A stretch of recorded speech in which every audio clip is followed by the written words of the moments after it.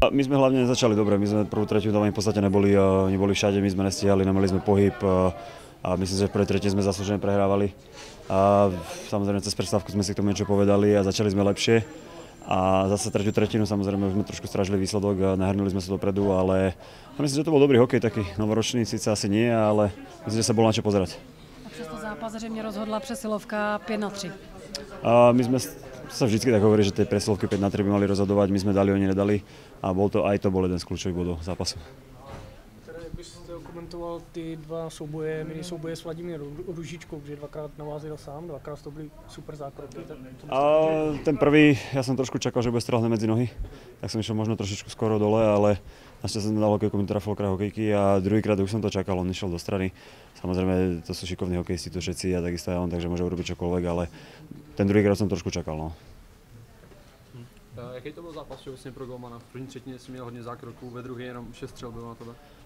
Tak tá druhá tretina samozrejme bola pre mňa trošku ťažšia, pretože oni nemali snáď, ja neviem, 10 minút vôbec nič, alebo ja neviem, 15 možno, tak to je vždycky pre brankára ťažšie, ale určite lepšie, keď v tej prvej tretine sú nejaké zákroky, že toto dostane, aj keby to došlo, dajme tomu až v druhej tretine. Takže určite ťažký zápas, mali šance, tlačili sa do bránic, slonili veľa, či už fyzicky alebo psychicky dosť ťažký zápas. Po tom zákroku na Růžičku, jak si ho chytal, a hodně se rozjela i atmosféra v hale, všiml si z toho nějak, že pak to bylo?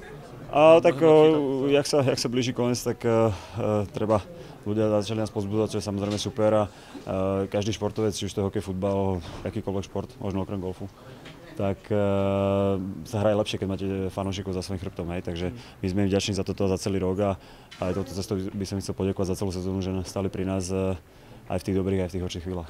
A dneska to byl tvůj 8. zápas v sezóně, jak si užíváš roli jedničku? Ja by som to nebral tak, ako rola jedničky, samozrejme Šimon chytá fantasticky, má fazónu takú možno jak nikdy, podľa mňa najlepší brankár v lige, takže ja som to hovoril už miliónkrát, na štandardný vzťah, ja to príjmam v kolektívny šport proste, pokiaľ chce ten kolektív uspieť, tak každý ten hráč musí prijať svoju úlohu a toto je momentálne moja. To teraz bol chorý, dostal som šancu, takže ja som robil všetko preto, aby to mužstvo vyhrávalo a ja myslím, že to bolo celkom OK.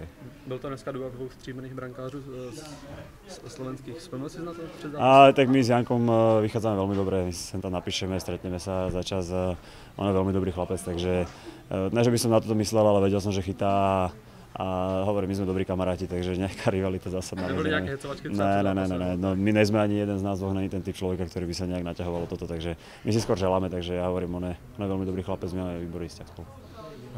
Děkujeme. Peťo, v prosinci z 9 zápasů 8 výher. O čem to svědčí? Protože vyhráváte vždycky tak o gól, maximálně o 2. Svědčí to dobré morálce týmu, nebo sepnutost, bojovnost?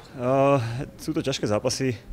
Ja myslím, že takéto ťažké zápasy tesné nás posúvajú ďalej a videli sme niekoľkokrát, ja neviem, či napríklad v Litvinovi, že sme prehrávali 0-3 a sme to dokázali otočiť, alebo aj dneska vlastne veľmi dobrý super, hral organizovanie, Korčulo mal dobrý pohyb, že to mužstvo proste má stále túžbu vyťaziť a to je to, čo nás žene vpred a jedenkrát to poťahne jedna lajna, druhýkrát druhá, ale ja som veľmi rád, že to mužstvo stále má chuť proste vyťaziť a zlepšovať sa, aj keď dajme tomu, že ten výkon nie je niekedy ideálny, ale proste vždycky nájdeme tú cestu vyhrať a to je pre nás najdôležitejšie.